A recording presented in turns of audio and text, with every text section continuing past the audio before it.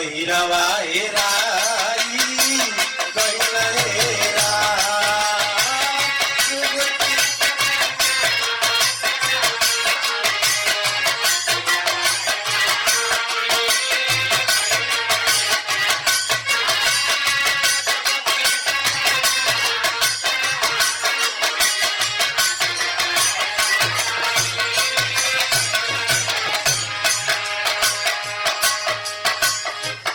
स्वागत के कड़ी में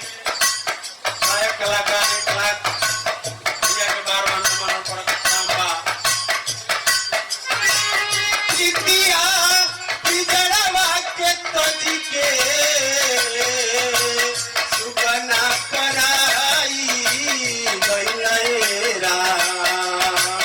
जुगुती जतना वासे रखनी जुगुती जतना वासे रखनी गइला हेराई गइला हेरा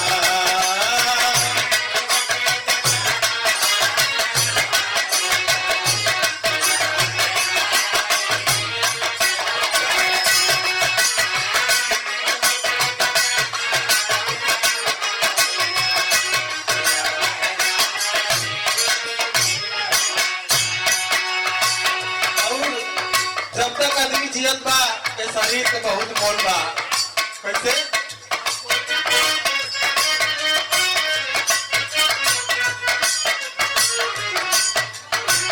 जवना पिजड़वा से गुजरत रहे बोलो जवना पिजड़वा से गुजरत रहे बोलो पंछी पिजड़ा के हो चल के बोलो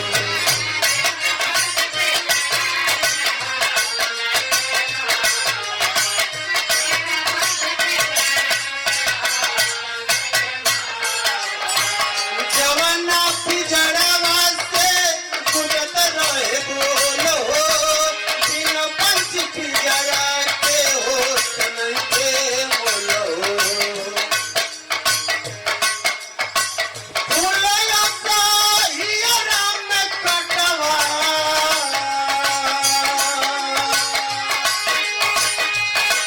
फूलया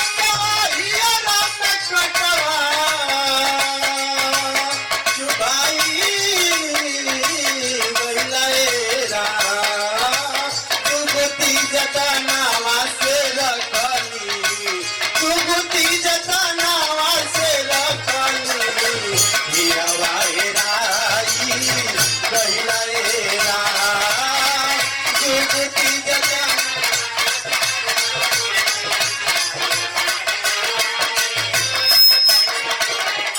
हेलो लास्ट कड़ी में कहे के बाद बहुत बढ़िया रही के दिया ना से जल गइला घरवा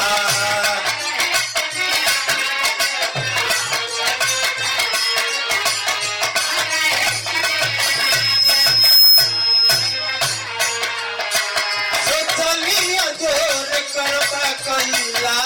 घरवा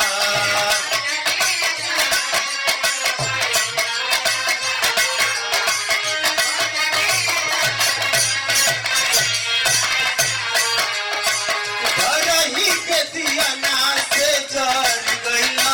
घरवा सोचलिया जोर करबा कइला घरवा सोनाया सा मूर्तिया हिरवा सोनाया सा मूर्तिया के मटिया बनाई गइला हेरा अरे जुगुती जतना वासे रखनी गहिरवा हेराई गइला हेरा जुगुती जतना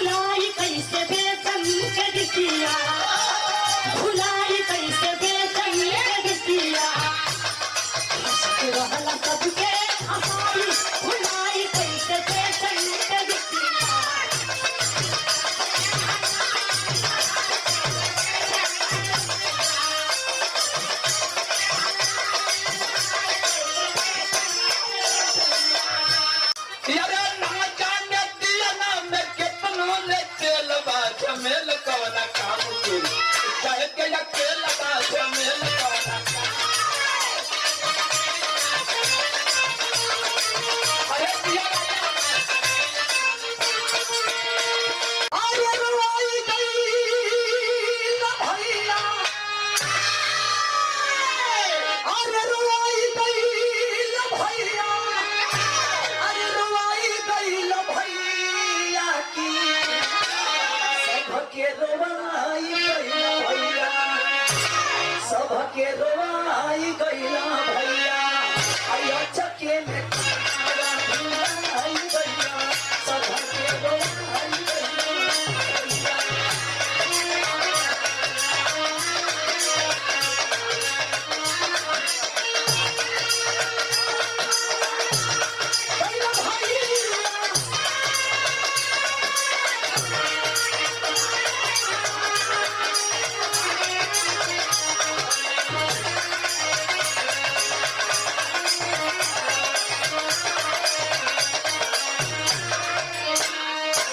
अरे बिरहा भुलाए गईली भुलली रगिनिया, अब का गवैया सगर हो गईल नचनिया, अरे गवैया सगर हो गईल नचनिया, बिरहा तो फूटल किस्मतिया सघतिया, बिरहा तो फूटल किस्मतिया सघतिया,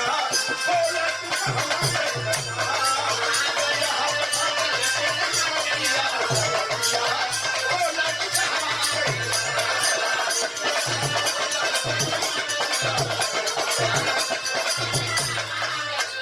हरदम जरलाई हम, अरे कर में के ज्योतिया,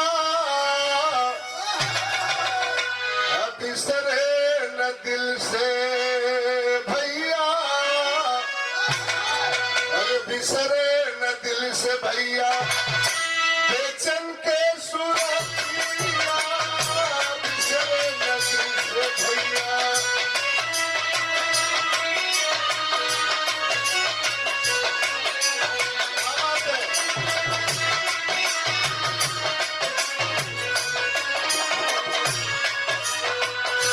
ऐसे नई दुनिया चारों ओर सुनाला,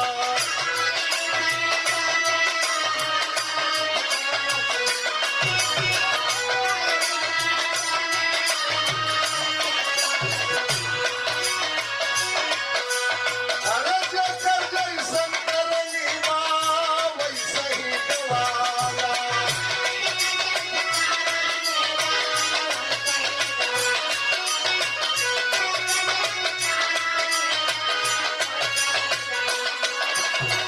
अरे सबके खातिर जिए ओकर, सबके खातिर जिए ओकर, चाहे न धरतिया, बिसरे न दिलवा से, बेचन पे सुरतिया, बिसरे न दिलवा से।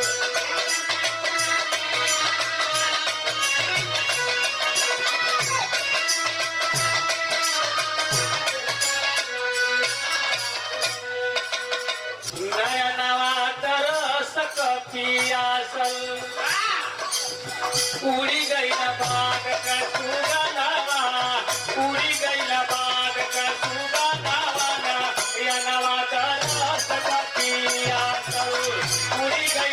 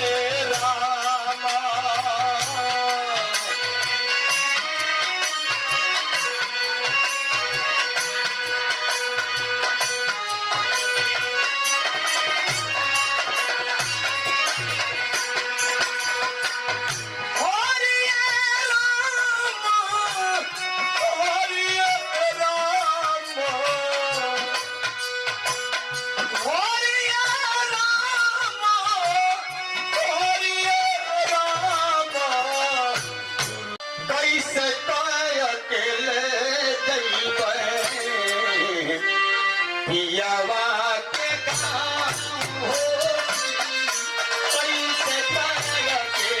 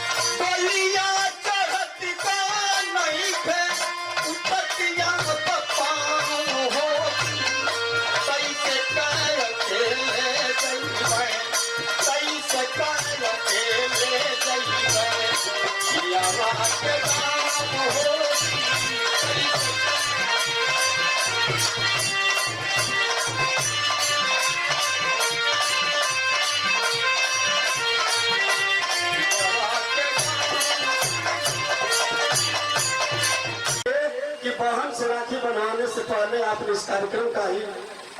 जाना सबसे पहले मुनासिब समझा। तो मैं पुनः चाहूंगा कि आदरणीय एमएलसी साहब का आप लोग स्वागत करेंगे। और एक बात बंधुओं मैं अभी से बता दूं, साजुड़े के बिना कलाकार अधूरा है।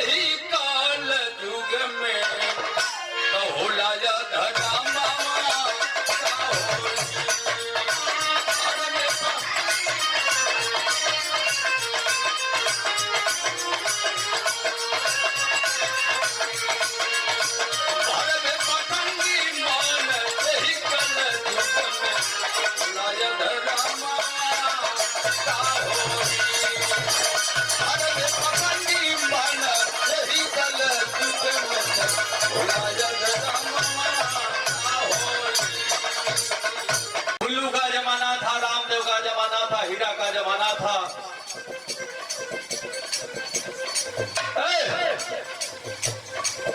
चलिए भाई, अरे हमसे मिल के दिया जाए बतियाओ जाकर। बेचन ऐसे गायक थे, केहू ऐसा गवैया ना रहा के बेचन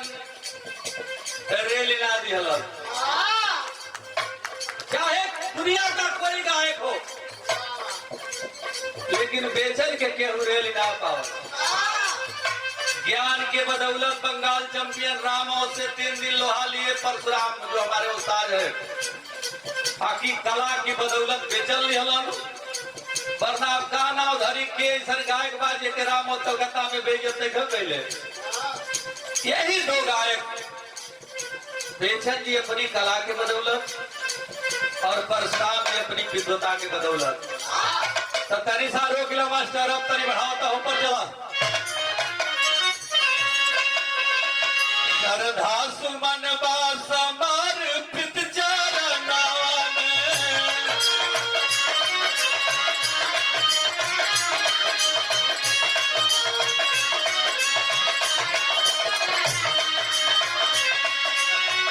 छोड़ के गैला सबके केवना जहनावा में, छोड़ के गैला सबके केवना जहनावा में। श्रद्धा सुमन समर्पित चरण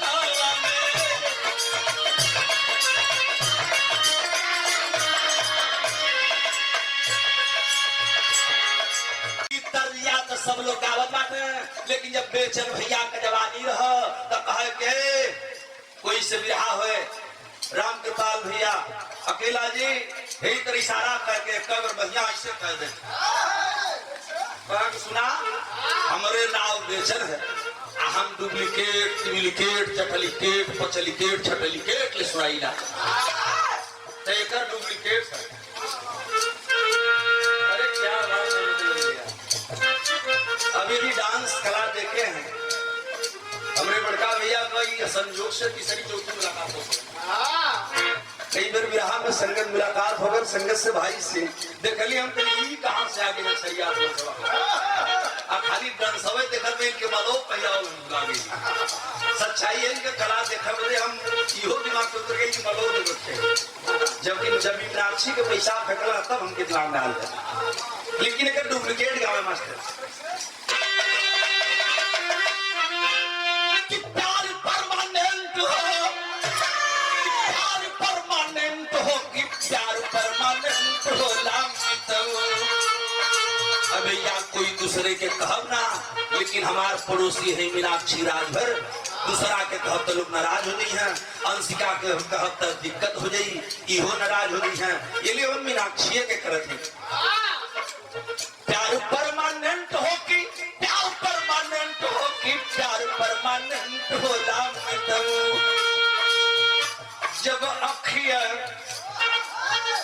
जब अखिया कर ले एक्सीडेंट हो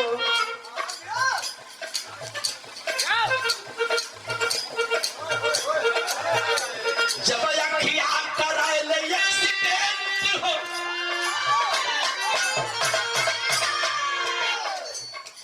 जब अखिया कर ले एक्सीडेंट हो कि प्यार परमानेंट होना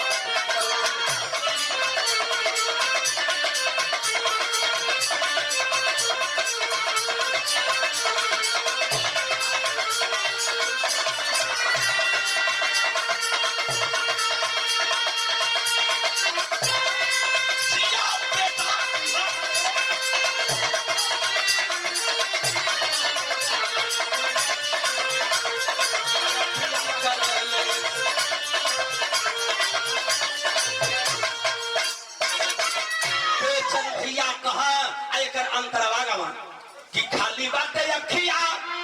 हमरे खाली बाटे अखिया लड़वाला का फेर हो यही नवकन में उभर जवन कन में ढेर हो कि प्यार परमानेंट खाली हवा अखिया लड़वाला का फेर हो नवकन में उभर जवन कन में ढेर हो कि प्यार परमानेंट होला यही बुढ़ियन में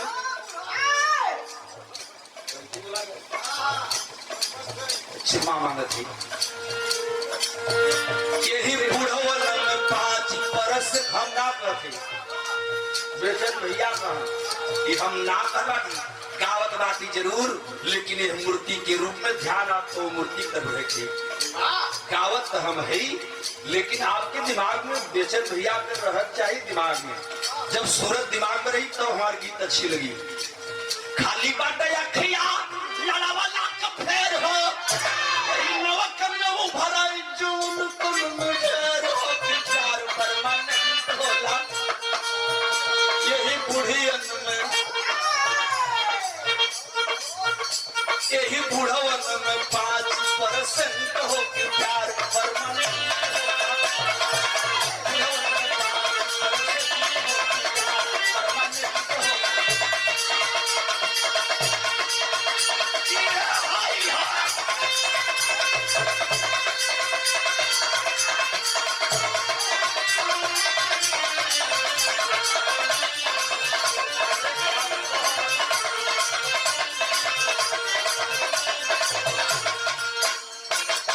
हम लोग कितना हूँ श्रद्धांजलि गाएंगे भाई बेचन जी की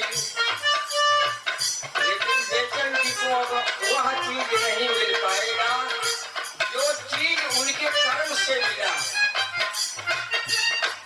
अब तो जमाना केवल बात से बेचन की आत्मा को संतुष्टि दे रहा है लेकिन सब आत्मा का खुराक कोई है नहीं न कोई देने वाला है